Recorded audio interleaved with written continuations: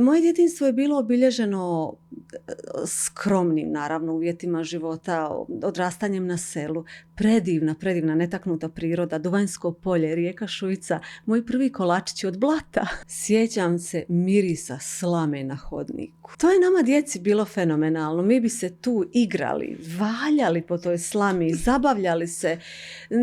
Nije bilo nekakvih sada Pinterest, Instagram domova koji su morali biti nešto estetični. Mi smo bili opušteni. Top 5 kolača za Božić. Ne mogu to kao da djecu bira omiljenu. Recept je kod moje mame u onoj staroj bilježnici. Šalicu nečega. Šolja. Da. Brašno. Šaka. Koja? Šaka. Ajde šolja, ali šaka. Čija šaka? Šta, kako? Mi smo kvalitetu druženja zamijenili kvantitetom svega toga što je na stolu. Slobodno možeš i prošetati kroz kadar, nije nikakav problem. Jedno hoćete da mrak padne. Žene bi meni pričale kao, vidjet ćeš, istog trenutka tebi intuicija toliko jasno sve godi, ti ćeš sve znati. Moja intuicija magično nije meni ništa rekla. Naučila sam da ne budim inat u njima taj dječji, jer imam osjećaj da ako nastupimo sa previše tog nekakvog grubog autoriteta, da će se djeca onda i povući i neće nam se otvarati, neće nam govoriti šta se događa i lagat će nam, evo, najjednostavnije i najiskrenije rečeno. Ovaj podcast ćemo nazvati podcast nakon kojeg ćete biti gladni. Tijekom gladni. Kojeg ćete biti gladni. Mogla sam im neki burek ponijeti. Nije mi sad baš zgodno. Neki burek dočku.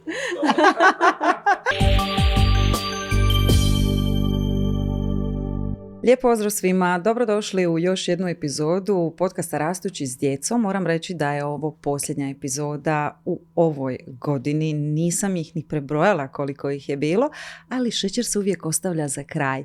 Doslovno, figurativno, kako god hoćete to shvatiti, zato što imamo ovdje jednu dozu šećera za nepce, ali i za oči i za sluh. Draga Katica Čamber, dobrodošla u podcast Rastući s djecom. Hvala vam lijepo, prije svega na ovako slatkom predstavljanju. Veliki pozdrav evo svim vašim gledateljima. Katice, ja vjerujem da te ljudi koji nas gledaju na platformi na kojoj si ti itekako praćena i poznata, vjerujem da te ljudi jako dobro znaju. Znaju te na kraju krajeva kao Just Kate Bake, slastičarka, mama. Vidiš, nisam sigurna kojim redom da te predstavljam, pa ajde ti to zapravo napravi sama, može? Supruga, majka i zaljubljenica u slatko, ali i u sve ono što nas veseli. Dakle, nismo se ograničili samo na slatkiše. Puno je toga što nas raduje, pa smo nekako okrenuti tom lifestyle stilu kreiranja sadržaja. Da, čim si to sad spomenula, sjetila sam se da ste kreirali nekako svoje kako se zovu, pregače? Mene kako se zovu, kod da kuhinju nikad vidjela pregače, nisam. Da, ali često se različito, ali znamo svi o čemu je riječ. Da. Tako da malo ste se bacili u poduzetničke vode, jo? Pa je. I muž koji je tu i kojeg moramo prozvati i pozvati. Sad smo se malo šalili prije emisije. Te kecelje su bile nekakav, meni tako prirodan nastavak na taj sadržaj, jer su ljudi pitali zašto ne nosim zapravo kecelju pregaču, a mene su one standardne jako ograničavale i smetale su mi jer su sve bile oko vrata i žuljale su me. I onda sam napravila te u retro stilu, da se lijepo križaju na leđima, ti tregerčići, i da potpuno nesputano onako mogu ih nositi u kuhinji i u njima raditi. Domaća proizvodnja, 100% pamuk, svaka je imala svoju krpu, imali smo onako više boja, muški i ženski model. Baš je bilo onako jedan zanimljiv izlet u poduzetničke vode. Baš po svojoj mjeri, je li tako život cijeli kreiraš? Pa da, volim nekako osluškivati svoju intuiciju i ono dijete u sebi, kreativno, još uvijek živo i glasno, i onda onako slijedim tu emociju. Baš me zanima koje ćeš nam sve emocije danas donijeti kroz ovaj razgovor. Moram reći da je ovo jedan baš poseban božićni specijal, jer mi ovdje čujemo jako puno nekakvih stručnih tema, ali sad je vrijeme i zajedništva i obitelji i to što nekako se osjeti kao atmosfera u tvome domu je nešto što me privuklo da pozovem te da prepričaš što se u tom tvom domu događa, kako funkcionirate kao obitelj, ali kako si spomenula to svoje kreativno dijete, htjela bih početi sa tim tvojim djetinjstvom. Kako si bila dijete, kakvim si okolnostima odrastala, što pamtiš? Pa evo, pamtim prije svega to autentično jedno zdravo odrastanje na selu, lišeno tehnologije, apsolutno. Znači, taj jedan veliki jaz između moga djetinjstva i ovoga što ja sada živim i radim je toliko nestvarno velik. Ali drago mi je da imam oba iskustva. Mm-hmm. I da ih nekako, da sam našla način da ih pomirim i sljubim. I evo, nadam se upravo da ću uspjeti tu emociju prenijeti ljudima, jer koliko god plasiramo slatkiše i recepte, toliko sve više primjećujem da su ljudi dolaze gladni upravo toga. Mm-hmm. Dolaze gladni emocije i nekakvog opuštanja. Moje djetinjstvo je bilo obilježeno skromnim, naravno, uvjetima života, odrastanjem na selu. Predivna, netaknuta priroda, Duvanjsko polje, rijeka Šujica, moji prvi kolačići od blata. Ta kreativnost i igra i ta beskonačna dječja znatiželja. Mm-hmm. Znači, iznad vas je veliko zvijezdano nebo, ljubuša, polje i vi toliko maštate i toliko se pitate kakav je svijet tamo negdje daleko i oko vas. Imate tu neku goruću želju da cijeli svijet zagrlite. I onda zamisli kako je to divno kad se život posloži tako da si u prilici da nekako virtualno i zagrliš taj cijeli svijet. I negdje opet iz neke mirne ruralne sredine u svijet odašilješ tople poruke i gradiš jednu zdravu zajednicu. Ja zaista mogu reći da sam samo zahvalna na ovome što živim. Mm-hmm. Baš vjerujem da imaš na čemu biti zahvalna. Mislim da posao koji radiš jako puno troši, ipak je to izbivanje na sceni i podložan si raznim i komentarima i pritiscima i rokovima i svemu tome, ali život na selu je ono što te, vjerujem, centrira i prizemlji, jer ipak okruženost prirodnom i boravak među ljudima koji su autentični, ta riječ koja se toliko puta spominje, ali zapravo takav život stvarno na selu je. Ja sam sa sela, znam to vrlo dobro i znam koliko mi znači kada dođem i vratim se na kućni prag, da kao da sve brige nestanu, makar na taj jedan dan, da se nekako prizemljiš, da se sjetiš ko si, što si, zašto si tu i svojih nekih temeljnih vrijednosti. Točno, tako da... to je kako bi rekli ovi strani pojmovi, reset, retreat, sve ono što nam treba nakon društvenih interakcija, posebno kada čovjek posjeduje tu jednu emocionalnu crtu i empatiju visoku i onda ja se nekako upijem svih emocija, ljudskih iskustava. Ljudi mi se često otvaraju puno i puno toga pokupim iz interakcija i onda je meni, ja kažem, nakon svakog eventa koji možda djeluje i glamurozno i je lijepo, ja volim i ljude i druženja i sve, ali kada dođem kući, onda je tu Buško jezero, mm-hmm. onda je tu bašta i vrt i onda zemlja i kontakt sa zemljom, taj neki iskonski, voda, zemlja, vatra, mm-hmm. sve to nas vrati i obnovi kako bismo opet mogli iznjedriti nešto iz sebe i dati ljudima u interakciji s njima. Mm-hmm. I to je taj nekakav lijepi krug, gdje čovjek da bi dao, mora i on za sebe ipak uzeti nešto a najbolje opet iz prirode i iz tog nekog pravog istinskog mira. Da, ma šta ćeš da tako se stalno trošiš, s ljudima se trošiš, radeći se trošiš, moraš naći nešto što te puni, punjače, kako je moja gošća jednom lijepo rekla. Jesi kao dijete već bila kreativna, jesi voljela praviti kolače? Da, iako... poprilično neuspješno. Jeli? Moram reći da sam imala onako niz neuspjeha prije nekakve prve jestive kremšnite, jer tada su nama i količina slatkiša koje smo mi konzumirali bila ograničena. Mm-hmm. Slastice koje su se radile su bile dosta skromne. Nekakve kifle, neke sjećam se baka, gurabije, domaći pekmez, kruh ispod sača su nam bili, naravno. A i sad je to poslastica i sad glavna. Mi je ostao taj miris. Radije bih sada možda to nego neku fancy slasticu.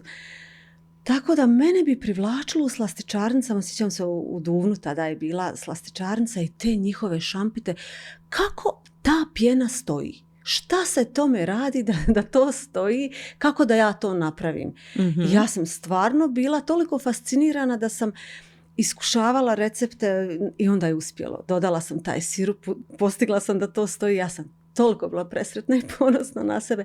Negdje u osnovnoj školi, ne znam, sad možda 7. razred, ako se dobro 7. sjećam. razred, pouka priče, ponavljajte, ne znači da to Da. sve ide baš od ruke, treba puno I čak i mami, neuspjeha. sjećam se da joj je smetalo jer mi smo imali domaće koke, domaća jaja i sve, onda bi njoj materijal koji, nakon mojih neuspjeha ja bacim, bilo daj ne radi to više, vidiš da ti ne ide, kao, prođi se toga. A eto, Ali ja vidiš bih da ti trebala ide, svaku priliku kao da, kad sam sama kući da ja to nešto A miksam, privlačilo te mućkam. to dakle odmah? Jako. Uh-huh. A jesi se već zamišljala kao da bi to nešto u budućnosti moglo biti tvoje zanimanje, da bi se baš time mogla baviti? Kako si se vidjela u budućnosti kad si bila mlađa? Nekako, ja sam samo znala da volim ljude. I uvijek sam obožavala komunikaciju s ljudima. Fascinirali su me ljudi i njihove priče. I uvijek sam bila gladna toga. I voljela sam slušati bake. I svoje i bake po selu kako mi pripovjedaju nekakva svoja iskustva, priče. Pa one njihove predivne, poučne priče. Mm-hmm. Toliko mudrosti u njihovim tim izrekama. Onda sam imala susjeda svog koji bi meni prepričavao detaljno kako on melje pšenicu na mlin. Kako sve me zanimalo i bila sam znatiželjna i voljela sam komunikaciju s ljudima. I nisam ni sanjala da ću nekada spojiti dvije tako velike ljubavi i kako se već u ranom djetinjstvu zapravo mi formiramo. Mm-hmm. I potpuno nesvjesno te naše sklonosti isplivaju na površinu koje kasnije kroz život nosimo i unapređujemo, do baš koje već razine. Da, dakle sada više nekako cijeniš tu interakciju s publikom. Da. Zanimljivo, vidiš. Ja sam mislila da ti to onako usputno, da ti želiš baš uživaš u kuhanju, pa to usput se kao snimi, ali ne. Ne, apsolutno. To sam sebi zadala negdje kao zadatak, jer ja krećem iz svoga iskustva. Ako ja želim da mi netko odgovori na poruku, pa zar ne bi bilo lijepo da dobijem neki feedback? Ti ljudi na mene troše jako puno svoga vremena. I dobro, ja njima stvarno dajem iskrene, točne recepte, ali isto tako ja želim biti njima na raspolaganju ako imaju neka pitanja. Mm-hmm. I da ne naiđu onako na, neodgovorno, da kako da ne mogu definitivno sada već na ove brojke svima i to mi bude žao. Nekad mi sami mehanizam poruka spremi poruke u neki spremnik koji ja uopće ne vidim, zahtjeve i nešto. Da. Tako da, ali stvarno se trudim da ispoštujem maksimalno koliko mogu do te mjere da mi čak često puta Josip kaže, ajde molim te, ostavi, premoriš se. Ja kad krenem odgovarati po 3 sata mi prođu i izgubim pojam o vremenu koliko odgovaram na poruke. Dobro, ima živaca onda za to. Ali osjećam nekako grižnju savjesti da nisam tu za njih. A oni meni toliko svog vremena i angažmana poklanjaju. Danas nam je vrijeme svima resurs koji se neće vratiti i luksus koji baš pazimo na koga trošimo. I vrednujem to i zahvalna sam svima njima. Evo. Da. Moram reći što se vremena tiče, meni ga draže potrošiti tako što gledam kako si ti lijepo napravila i onda razmišljam, ma ne moram ja to, kao dovoljno je što sam pogledala. Stvarno se znam uhvatiti da gledam recepte koje ne pravim. Nego je to kao razmišljam onda možda u jednom trenutku negdje odustanem, čini mi se prekomplicirano, pak prebacim se na nešto drugo, ali kad je to sve tako estetično, razumijem da ljudi gledaju čak iako i ne prave. A vjerujem da ima jako puno onih upita kao, a što ako, pa što mogu zamijeniti i ostalo. Ja se sjećam recepti kod moje mame u onoj staroj bilježnici. Šalicu nečega. Šolja. Da. Brašno. Šaka. Koja? Šaka. Ajde šolja, ali šaka. Čija šaka? Šta, kako? I nikakav redoslijed. Mene je spasilo stvarno što su se pojavili ljudi koji su konkretne stvari pisali, u mjeru i koji je redoslijed, jer nije isto hoćeš li dodati prvo, margarin ili ćeš nešto... Ili veličina pleha, temperatura pečenja. Da. Sve je bitno. Ali evo, malo prije si spomenula taj neki moment za recepte. Ta satisfakcija koju mi negdje psihološki dobijemo i kada gledamo sadržaj i naš mozak primi informaciju kao da smo mi to već postigli. Kao neki osjećaj zadovoljstva. Meni se to događa sa fitness videima. Ja kao sve to kao nekad ću ja, i onda kad uđem u galeriju i vidim što sam ja toga spremila, što ću ja nekad kao i nikad ne uradim. Joj, odlično. I to znam gledat. 10 minuta brzi workout koji ne odradim. Da, je. Ali vidiš što dobro izgleda. Da, neka nama toga. Oj. Dobro, ajde, prebacili smo se već lagano u virtualni svijet. Ja ću te opet vratiti u djetinjstvo jer me zanima to. Mislim da nam fali te priče. Da se sjetimo onog sirovog života. Ovo sad više ne izgleda kao sirovi nekakav život. Što pamtiš, recimo evo Božić je kao neke božićne vaše običaje, neke mirise, nešto što ti je bilo drago, nešto što ti nije bilo drago u cijeloj toj priči? Sjećam se mirisa slame na hodniku. I to je nešto što bih ja sutra uvela i kod sebe u kuću.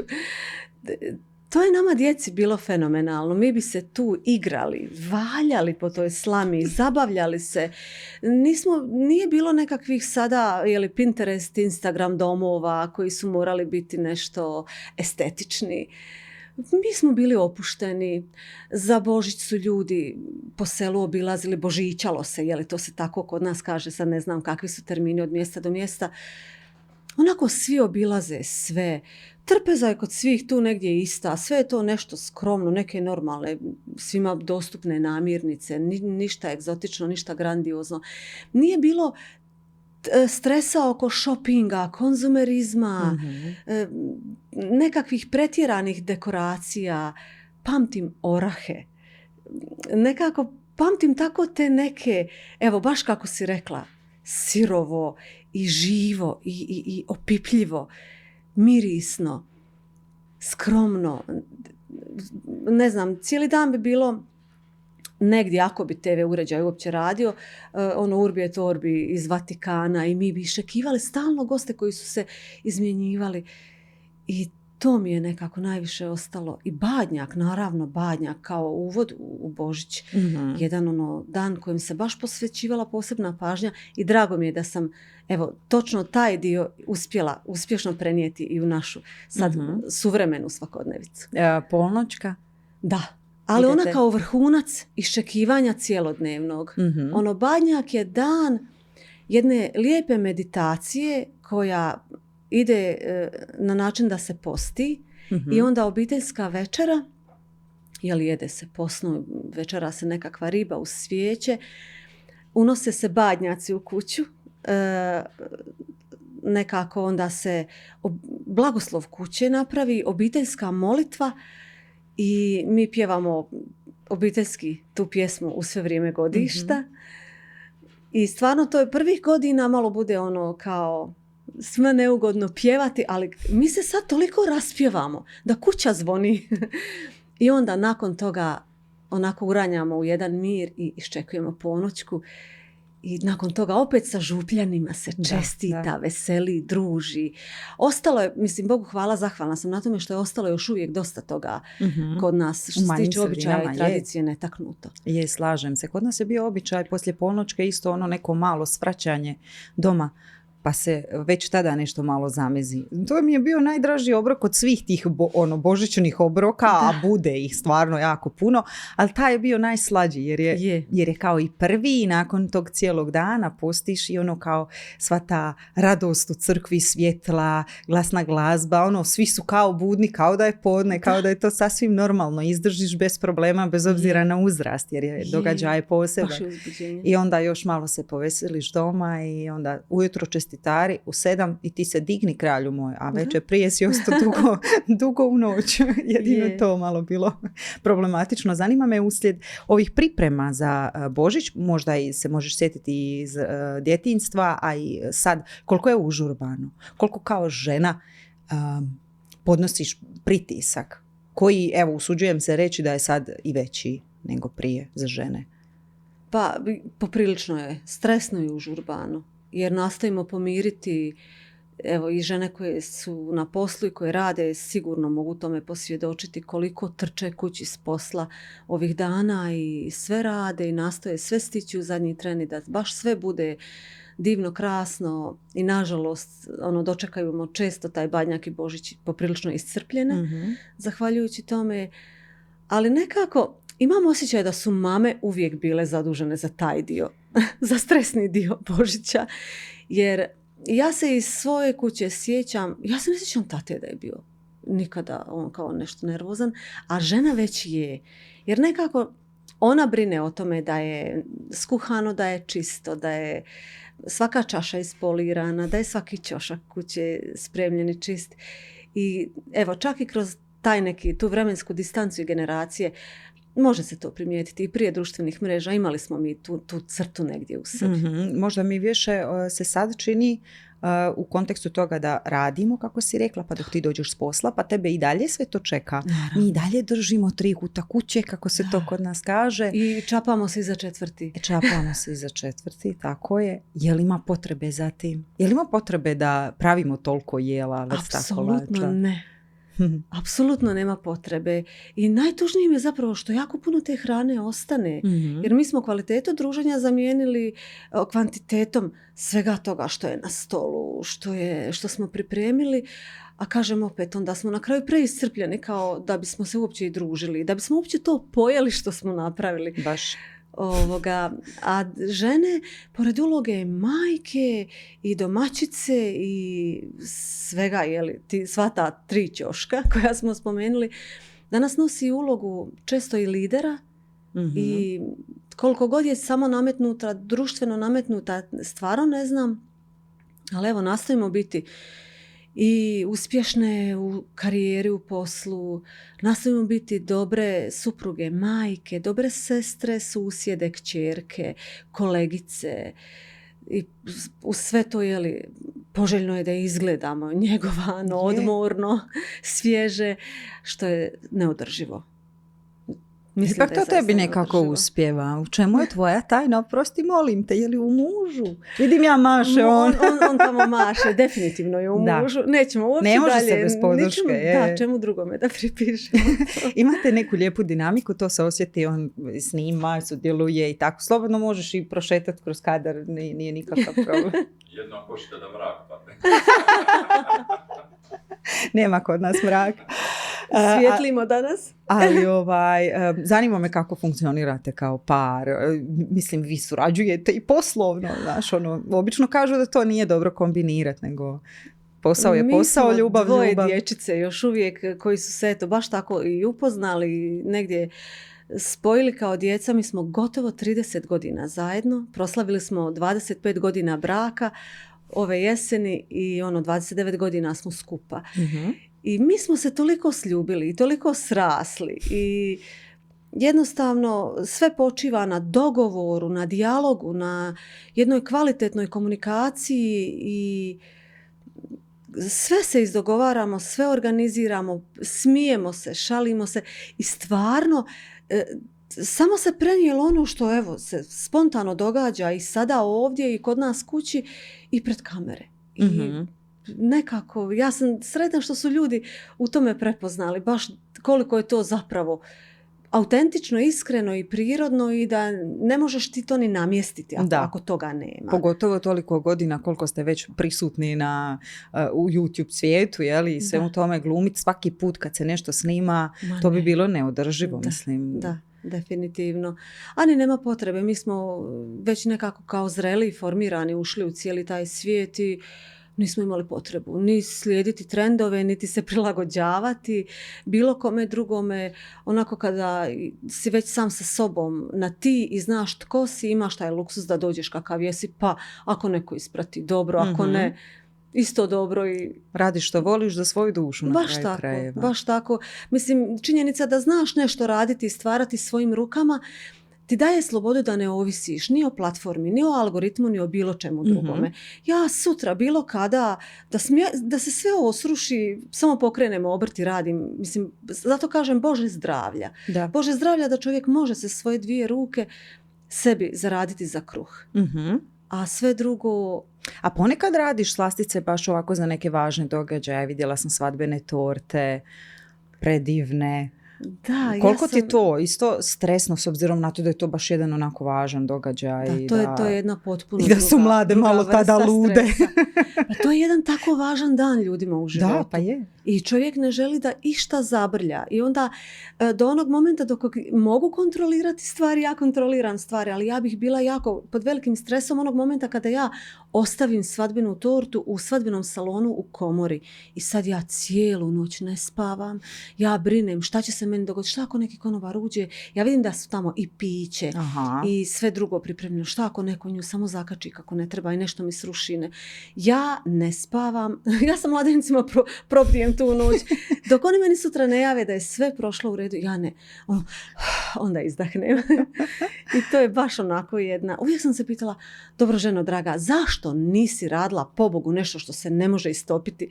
I onda sam sa Marijom uvijek komunicirala, spominjali smo kumu i prijateljicu Mariju koja me nagovorila da snimam. Zašto ja nisam torbice? Torbice se barem ne mogu istopiti. Tortice mogu, torbice ne mogu. Pa je istina. Da, proizvod raditi sa hranom je čvrsti, baš pa je. zahtjevno. Na kraju krajeva nešto, netko proba drugi, treći dan, mislim kvarljivo je na kraju krajeva. Nisi ni ti doslovno sve proizvela, odeš u trgovinu i kupiš nešto. Može tamo pisat rok upotrebe valjan, a pitanje. Kako je transportirano, kako je sve to. Kad čovjek krene... Neće niko reći bio pokvaren maslac, nego u katice smo naručili i vidi šta nam je podvalila. I to je odgovornost. Ali zato sam ja bila obsesivna po tom pitanju da uvijek sve radim. Svježe, najsvježije moguće. I evo i sada na kanalu, ja kad me žene pitaju može li se nešto zamrznuti, ja znam da objektivno može, ali ja toliko nisam naviknuta na to, jer sam navikla sam da moram ljudima. Znači što ne bih svome djetetu stavila na stol, ne bih isporučila nikom drugom i stavila pred ljude. Da. I onda sam uvijek oprezna sa zamrzavanjem, sa koliko nešto se može čuvati, koliko ranije mogu božićne kolače. Pa nemoj ih, brate, napraviti 15 dana ranije. Koliko god su oni suhi i posni, ide ti, ne znam, voda, orasi, ali nisu meni fini. Napravi, nek su svježi. Neka ih je manje na stolu, a neka su svježi. Je, onako malo odstoji, poprimi svakakvi neki mirisa i u frižideru i ono sve. Je. Vjerujem da znaš i bolje od mene. A koliko prije praviti kolače kad se već spomenula? Evo ja sebi radim maksimalno nekih 4 do 5, ako radim puno, ali 4 dana ranije je sasvim dovoljno. Koliko vrsta? I ne onih 10 vrsta. Kad smo rekli 3, ne da to završi. Ja ne znam kako ta brojka 3 završi na 10, ali svake godine sve moje žene oko mene i ja krenu kao, samo ću 3 vrste ove godine, koliko si 10? Ali vidi, u nas na primjer bude, ali se nekako iskombiniramo. Recimo nešto ja, nešto svekrva, nešto mama, nešto... I onda na kraju ispada najbolje. Da je puno vrsta. Da, tako isto radimo. Sestra, ja i nevjesta, svekrva. Svi nekako jedni drugima proslijedimo i to je super. Opet to nas dovodi do onog zajedništva. Zar nije ljepše tako? I slažem se. Svi smo sretni. Aj reci mi sada top 5 kolača za Božić. Ne mogu to kao da djecu bira omiljenu. Oblatne? Naljutit će mi se ovi drugi. Imam jedne marcipan oblatne koje volim, ali oblatnama nisam nešto sad. Ja? Volim one starinske karamel oblatne koje ja ne radim, nego ih jedem kod drugih. Aha, dobro. Slađe je nešto što pojedemo kod nekog drugog kao djeca smo još uvijek. Ne znam, ja volim, evo jafu sam danas donijela, volim citruse pa sam tako sklona tim jafa pitama. Šubarice volim, one su onako jedan isto od mojih prvih kolača koji sam baš usavršila pa sam na njih bila ponosna pa ih svima slala. Te klasične neke mađarice, pite, neke pralinice, sitni kolačići, breskvice baš volim, ali ih volim raditi da mi budu sočne, da se tope u ustima, ne volim presuhe kolače. Tako volim da su mi ipak, da svaki priča svoju priču, da ima svoju aromu, da mi onako baš doživljaj kada ga stavim u usta, ne onako da je sve nekako blend, blijedo i da svi imaju nekakav sličan okus. Kao u ovim klasičnim slastičarnama imam dojam kao da i sve što se radi na veliko i na brzinu i zato je ljepše s ljubavlju, ali da zaista je to iskustvo nekog zalogajčića i ono da ljudi imaju taj fini osjećaj, da je to zaista s trudom i s ljubavlju napravljeno. Mm-hmm. Spomenula si breskvice, pa me zanima je li ide ona bušilica, baj muž, ili cure upregneš u posao? Ne, prevelik sam control freak još uvijek, zato mali minijaturni nožić i svaku ja. Pa koliko ti vremena treba za to? Pa treba mi puno, baš mi puno vremena treba i onda kad čovjek sabere koliko ti kolači puta prođu kroz ruke, znači oblikuješ svaku kuglicu pa pečeš, pa svaku dubiš, pa svaku puniš, ali meni je to, kažem opet, ljubav, ja se igram. Evo, danas sam donijela ovdje praline. Meni je to odmaranje i meditacija. I ono što bi nekoga umorilo, ne mogu ja, mislim, možda bi mene nešto drugo da pokušam raditi. Isto tako izazvalo bi mi stres ali evo, meni je to nekoga čišćenje odmara. Ja pozivam te žene, ja ću njima kolače napraviti. One neka meni dođu tako po ćoškovima, sve to detaljno. Pa je, u biti da, to je isto zajedništvo koje si malo prije spomenula, jer nisu svi nadareni za sve. Ja sam recimo pravila sam šubarice baš po tvom receptu. Ok, su mi ispale okusom, ali izgled nikako, znaš, nikako nemam tu finu ruku da to stvarno bude estetično ovako, vidi ovo. Pa ovo sve izgleda savršeno, kao da je iz tvornice izašlo, znaš. Uvijek me to fascinira. Onda se ja isfrustriram, to mi se dogodilo prvi Božić kad sam se udala. Još muž izašao vanka s prijateljem i dolazi u 2 sata, a ja neke motam. Još nisam završila, šta ću s tim? Ako ostane preko noći, nema od toga ništa. On meni govori, ženska glavu, šta je tebi to potreba? Ja šuti, ništa mi ne govori. Znaš, kao žao mi sad baciti, ali onda te godine sam odustala od bilo kakvih pralinica. Shvatila sam da to nije za mene. Tako da ti se baš divim, mislim, vjerojatno ti nisi isfrustrirana kad u tome uživaš, onda ti nije to neki problem. To je moj zapravo mali svijet i ja tu pronalazim i mir i evo to je, kažem opet, neka moja mala meditacija. Mm-hmm. Koji je ovaj? Mm-hmm. S plazmom? Da. Oba su sa plazmom. Ovo su plazma karamel košarice, mm-hmm. a ovo je Jafa praline sa plazmom. Mađarica ili breskvice, što ti je zahtjevnije za praviti? Breskvice su zahtjevnije, mm-hmm. ali je meni osjećaj satisfakcije veći zato što onako kada ih vidim svaku, kao baš pravu malu voćkicu, mm-hmm. meni je taj estetski dio mog bića toliko sretan i ispunjen da sam ja onako... Znači biraš praviti breskvice, a ne mađaricu, a? Nemoj mi to volim oboje, jer mađarica mi se onda precizno onako reže, ona je sva...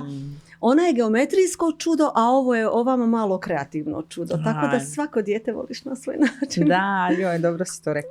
Idemo na novi kolač, novo pitanje.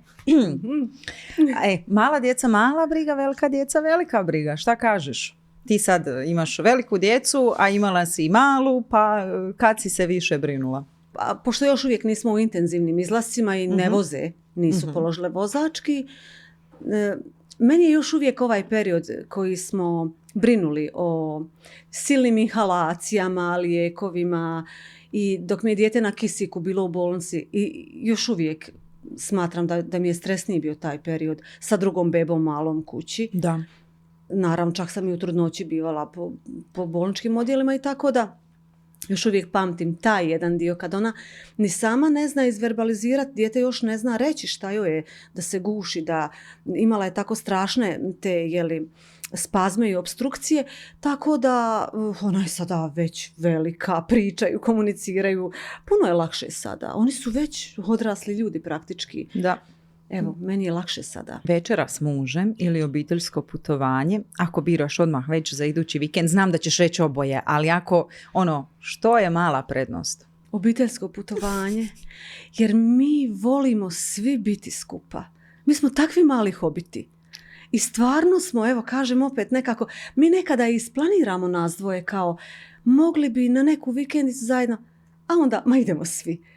Jer i u tom vremenu kada smo svi zajedno, mi i dalje imamo vrijeme za sebe i svoje trenutke i svega se tu nađe. Tako da nekako nam bude da njih kao ostavimo, a mi odemo solo na nekakvo romantično, ali stigne se sve. Planina ili more? More. Šta je? More je, pored djece i obitelji, evo, ovog našeg zajedništva, more je moja najveća ljubav. Ok, onda ti znam odgovoriti za iduće pitanje, zima ili ljeto, ja? Ljeto. Svaka čast, let it snow, ali ne kod mene. To je zato što si u Tomislavgradu. Da, mislim, mi smo se toga nauživali. Hvala lijepo. Razumijem te skroz. Koktel ili kava? Kava mi je, a kava slastice, to je cijeli jedan životni stil koji je meni u DNK utkan, imam osjećaj. Shopping ili šetnja? Šetnja definitivno. Čak sam, ne znam jesam li spomenula koliko mi taj shopping nervira. Baš ne volim kao žena shoppingirati. Znači ja idem za ljutu muku, idem gdje točno znam da ću nešto naći i bježim od tih neonskih svjetala. To me toliko unazadi i umori da je to nemoguće. A svaki dan hodam dolje do Buškog jezera, odem i to mi toliko napuni baterije. Da sam ne znam koliko umorna, daj mi da hodam. Znači, Josip me zafrkava, kaže, ti isto da se otkrila, izmisla hodanje, kao niko nije prije tebe hodao. Daj mi da hodam što dalje od shopping centra. Da. Kako si sa slanim jelima, tim dijelom božićne trpeze? Volim, ali nešto manje. Nekako, ne znam kako mi je to ostalo. Mama bi to radila, moja svekrva predivno to radi.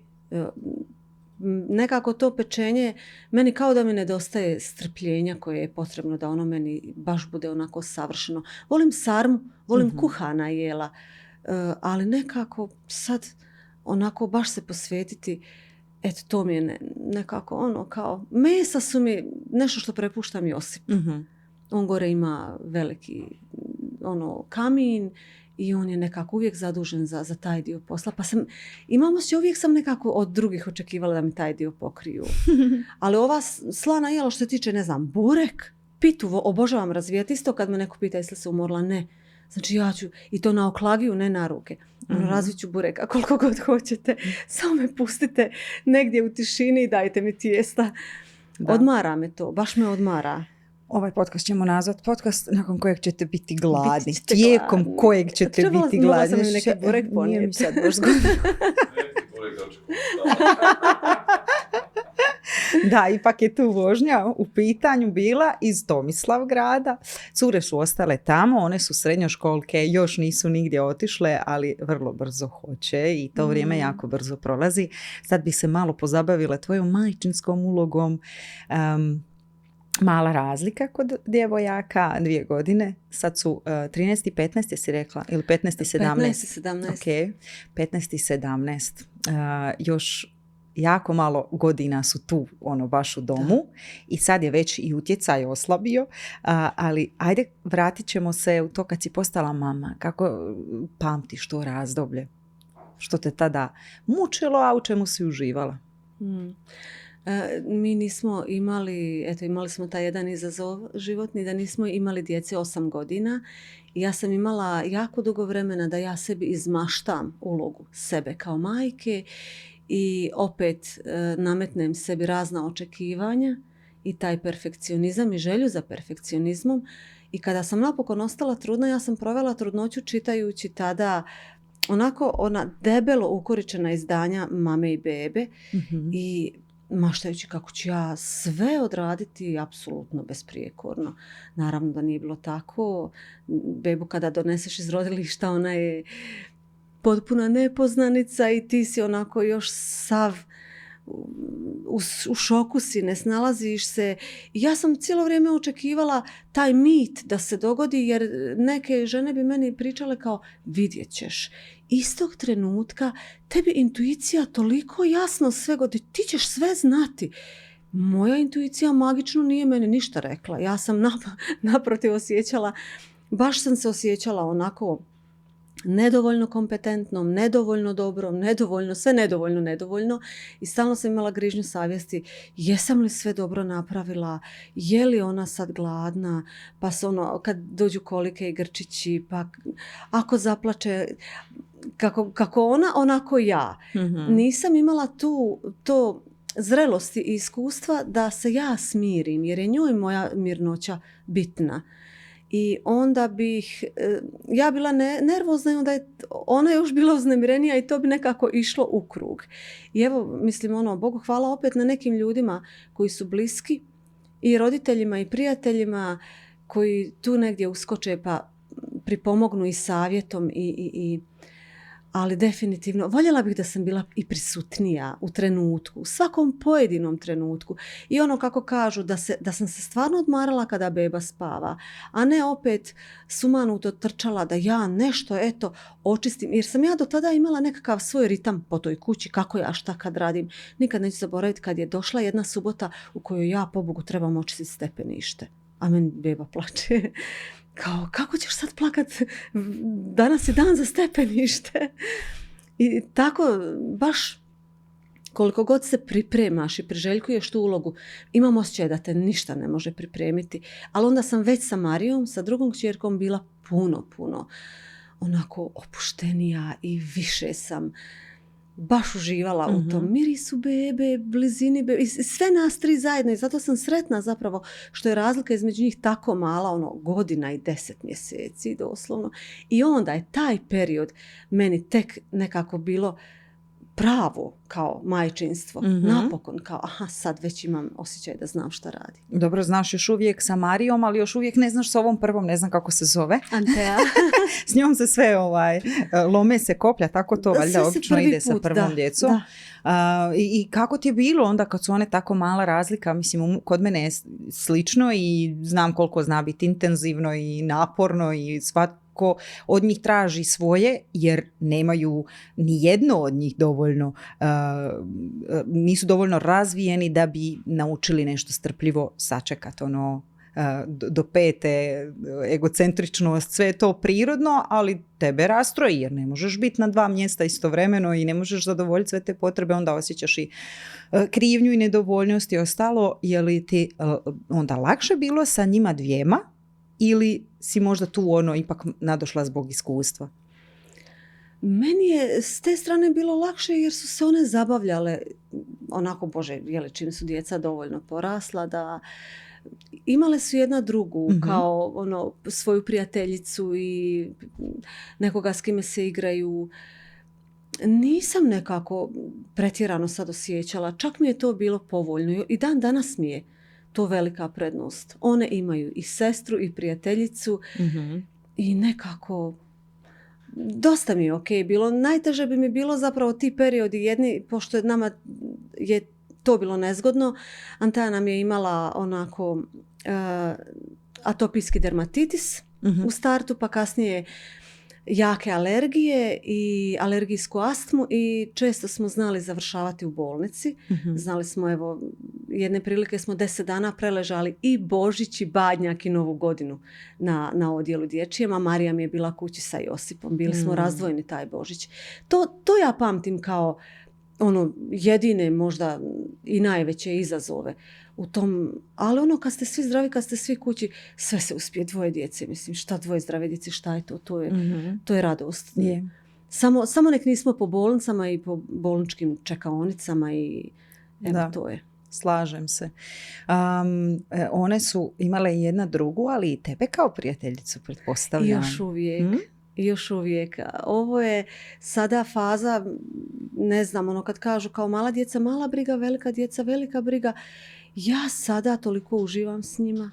Tako su mi zanimljivi mali ljudi. Već su, formiraju se i postaju cijele jedne zanimljive ličnosti. Dolaze iz škole pune oni svojih iskustava. Što su danas naučile, što se događa sa prijateljima. Zanimljive su mi, volim taj trenutak u danu kada dođu, kada ručamo i onda sjednemo uz kavicu nekakvu, pa onda one pričaju što se događa i tako. Antea, recimo, njena struka mi je fascinantna, ona je farmaceutski tehničar i kada uči anatomiju ili nešto, pa mi dođe sa nekim zanimljivim činjenicama Marija je opet, ona je računalni tehničar, ima svoje te neke matematičke fazone koji su meni nepoznanica.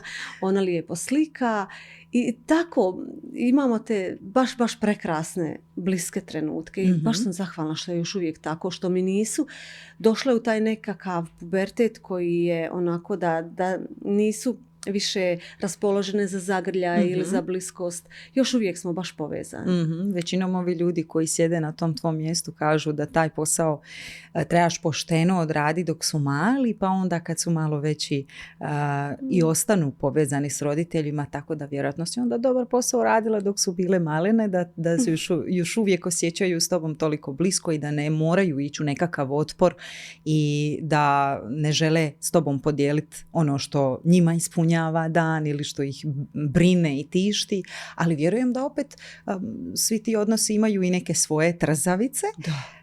Gdje su vaše trzavice? Jesu li to ekrani, izlasci, momci? Šta, u kojoj su one sa fazi?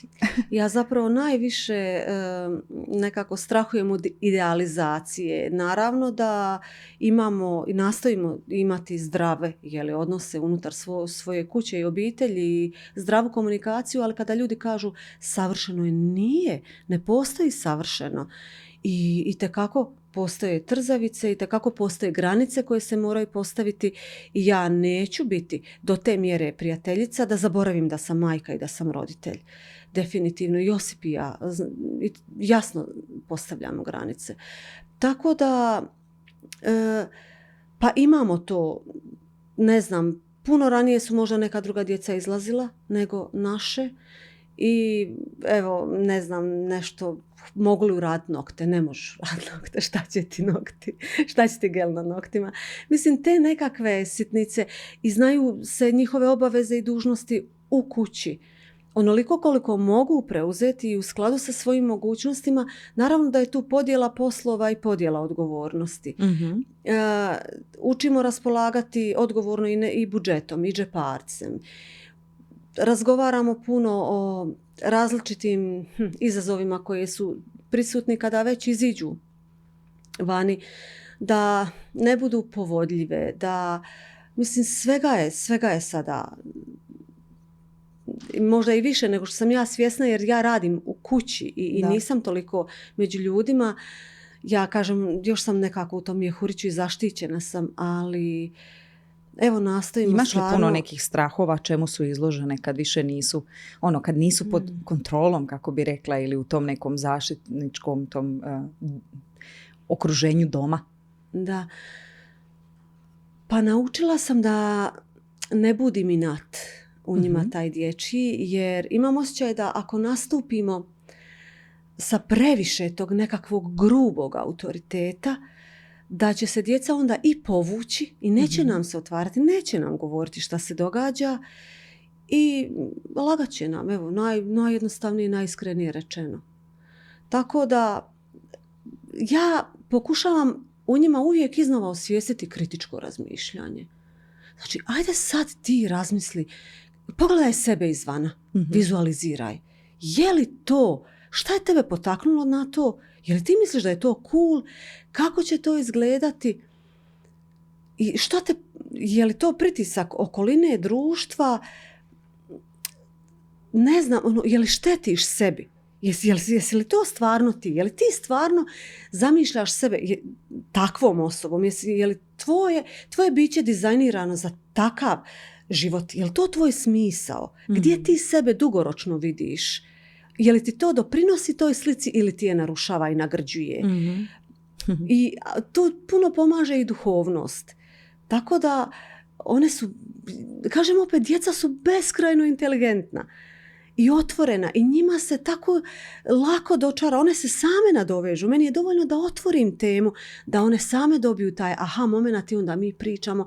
I evo, naša interakcija preko mreže, imamo neku svoju obiteljsku grupu i često u tu grupu šaljemo različita ta neka videa koja nas nadahnjuju na promišljanje.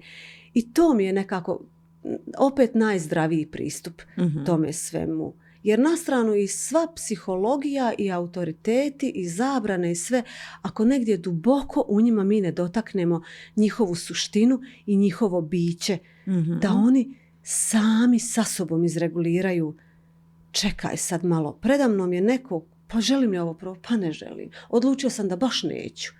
I onda grade karakter. Eto, to mi je nešto lijepo što bih željela da ponesu iz kuće. Pa do toga, da, zaista ima jako puno posla do toga da one mogu tako kritički promišljati, ali u povezanosti u ovome svemu što pričaš i u odnosu koji njegujete kao cijela obitelj, ne samo na toj relaciji mama i kćer, nego zapravo cijele obitelji i te grupe i humora i bezbrižnosti i sigurnosti koje osjećaju, vjerujem da dolaze do svega toga. Tako da, dobar posao za mamu i tatu, pljesak za dobro odrađen posao. I još nešto bih naglasila šta je meni isto važno, da mi sami priznamo i pred njima, ja sebe posjednem i kažem, ovo sam mogla pametnije, ovdje sam ja pogriješila.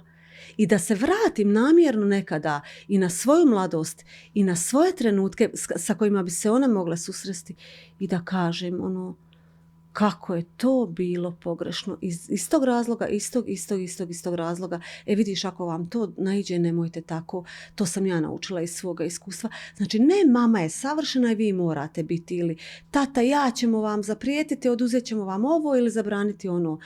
Nego da oni vide tu ljudsku dimenziju iz jedne perspektive i sa odmakom vremena. Kada čovjek sagleda, ako se možeš poštedjeti nekakvih, kajanja, onda radije djeluj preventivno, tako kao i sa svime u životu. Tako je, promisli o posljedicama, što bi rekla. Da, jer njima se taj, čula si vjerojatno od svih svojih stručnih gostiju, njima stvarno taj frontalni korteks i ta njihova svijest o posljedicama ne sazrijeva jako dugo i čak se prolongira, sad kažu da još kasnije sazrijeva, jer nekako generacije dugo se studira, dugo ostanu u ulozi djeteta.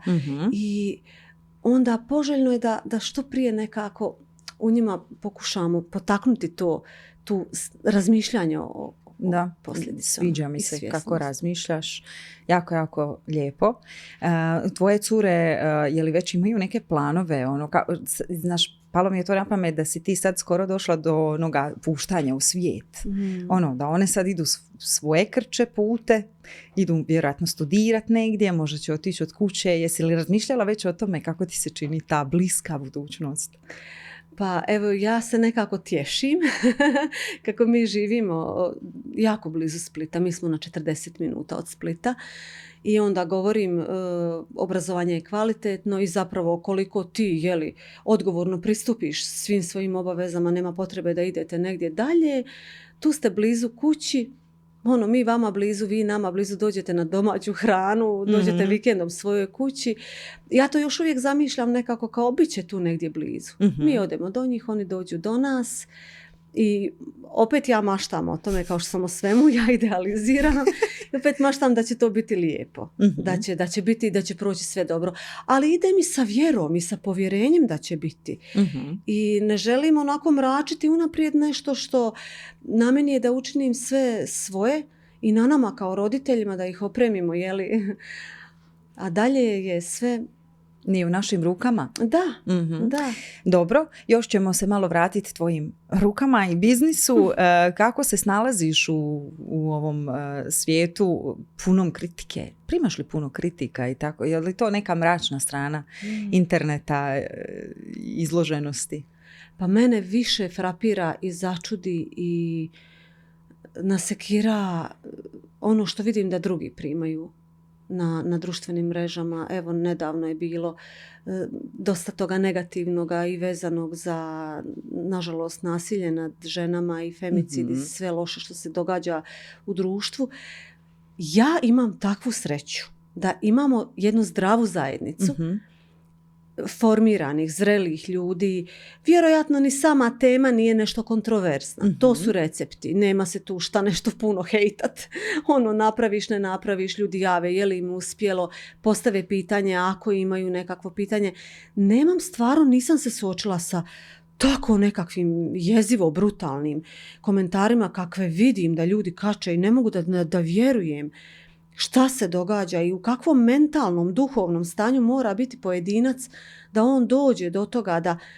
Znači da najprije zamisliš zamišljam taj proces kao dođe mi to i onda ja to još otipkam i ne izbrišem putem. Ono kao, idem za tim impulsom toliko do kraja da vidim šta sam napisao i stisnem objavi. Da. I negdje tamo to stoji pod mojim imenom. Mislim, dobro, puno je njih pod nekakvim avatarima, puno je njih pod nekakvim lažnim možda profilima. Ali ti znaš da si ostavio to smeće. Ali strašno, baš tako. Zar ne osjećaš kako te to truje? Zar ne vidiš da tebi nije dobro od toga?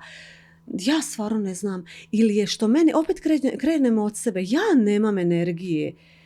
Meni ili stvari rezoniraju i super su mi i podržat ću pozitivnim, jer na taj način i toj osobi, algoritmu i svima šaljem poruku, idemo više pozitivnog, ovo je dobro, ajde, hoćemo više ovoga. Ali ne dajem pažnju negativnom jer time ga hranim. Tako je. I morate biti svjesni i svi ovi koji misle da su nekome drugom nanijeli štetu, vi ste sebi samo još dodali na tanjur još upravo takvog sadržaja kakav ste popljuvali, jeli, da tako kažem. Bravo, da. I evo. Pravo si. A gdje vidiš sad put dalje, Just Kate Bake, šta će se zbivati, događati? Imaš li neke planove na kraju krajeva i nova godina je pred nama, donosiš li te odluke? Ne radim te novogodišnje odluke.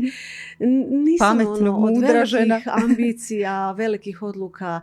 Uvijek sam nekako na ovim postavkama da sam samo zahvalna što smo svi živi i zdravi, što smo dobro, što smo u miru i da samo molim da sve na tim temeljima i dalje počiva i pa ćemo odatle sve moći graditi.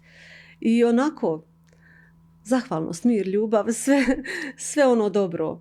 Jel imaš neku sad poruku za sve naše gledatelje povodom i Božića ili možda želiš i povodom ovog teme koje mi pokrivamo, roditeljstva, odgoja, rasta, rada na sebi, ususret novoj godini? Evo, izvoli.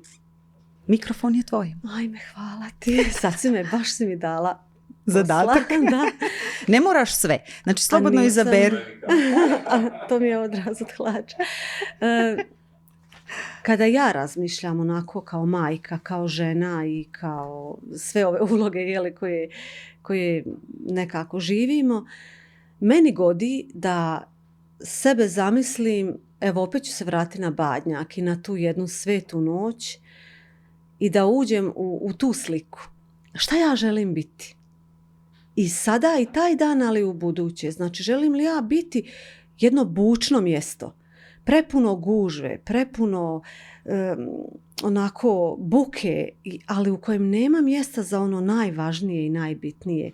Ili želim biti možda malo skromnija, neka tamo štalica, negdje izmaknuta od svega, ali da primim ono najvažnije. Da sam ispunjena na kraju dana. I u tim metaforama se zaista krije puno onoga što možemo primijeniti na život. Da živimo puninu, da živimo prisutnost, da svoju energiju obnavljamo uz ljude koji nam gode. Neka je to šačica ljudi, ali da njegujemo te odnose. Ti trenuci tišine, jer tišina nije praznina. Tišina je itekako gusta, bogata, moćna. Ona nam toliko toga govori i u njoj toliko toga razmijenimo. Da tu negdje naučimo više uroniti u same sebe i povezati se jedni sa drugima na istinski način. I evo da kompletno živimo prisutnije i za blagdane i kroz cijelu godinu. I da se mi žene više ne opterećujemo vlastitim očekivanjima i moranjima i nametanjima svih uloga koje nam ne odgovaraju, da se fino preispitamo i možda napravimo nekakvu čistku na toj listi i možda sebe sa dna liste negdje malo pri vrhu pomjerimo.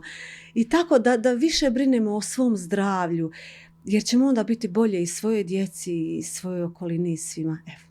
Pa predivno. Pa sve si čak uspjela, hvala, ovo što sam, se. sve što sam te ispitala, uspjela si obuhvatiti i jako lijepo si to rekla. Baš puno ti hvala na dolasku. Stalno ovih dana mediji nekakvi kod tebe doma. Mi smo te povukli u Mostar i čak si nam donijela i kolače. Malo ćemo degustirati isto naravno. Hvala ti puno na lijepoj zajednici koju imaš, koju reflektiraš kroz svoje sadržaje i što okupljaš ljude na jedan pozitivan način. Mislim da to stvarno nam treba u medijskom prostoru i ništa, samo tako nastavi. Ja ti želim uspješan nastavak rada iduću godinu. Hvala i tebi. Evo, moram reći da i način na koji ti vodiš ovaj podcast i način na koji pristupaš gostima, da je toliko umirujući. I mi ovdje sjedimo i razgovaramo ovako kao sestre i prijateljice i onda se iz toga iznjedre možda najljepše poruke i najljepši razgovori. I uživam vas slušati i pratiti. I čast mi je, evo, da i ja mogu biti dio ove vaše pozitivne priče. I neka nam traje, neka dijelimo dobre stvari i da ispunimo taj javni prostor zdravim sadržajima. I evo, svima želim naravno svako dobro. Sretan Božić i od mene.